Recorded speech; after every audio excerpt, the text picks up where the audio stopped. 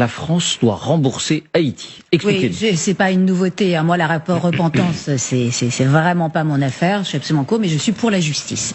Et c'est là où Haïti est vraiment particulier. Je rappelle, on est en 1825. Haïti est indépendant depuis 1804. Charles X met la jeune République haïtienne devant un choix impossible, soit la guerre, soit le paiement d'une indemnité de 150 millions de francs or pour dédommager les anciens colons et en plus d'une assurance d'échanges commerciaux privilégiés avec la France.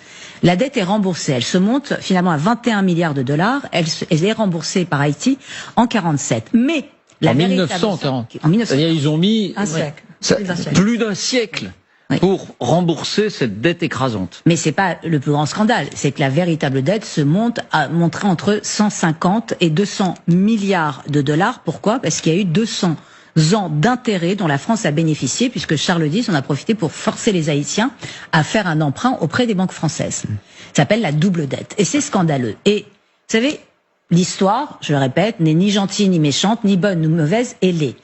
Ce qu'on doit faire, nous, c'est la connaître, l'apprendre, la ressasser, faire ce qu'on appelle ce travail de mémoire pour ne pas oublier.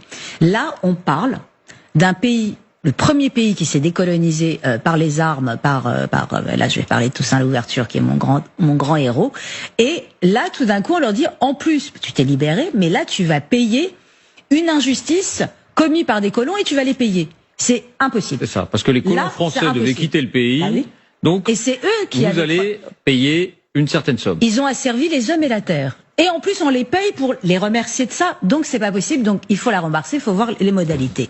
Et c'est pour ça que je suis, voilà, c'est intellectuellement les procès de l'histoire avec nos idées d'aujourd'hui. Je suis absolument contre. Là, c'est pas de la repentance, c'est de la justice. Et il faut toujours être du côté de la justice.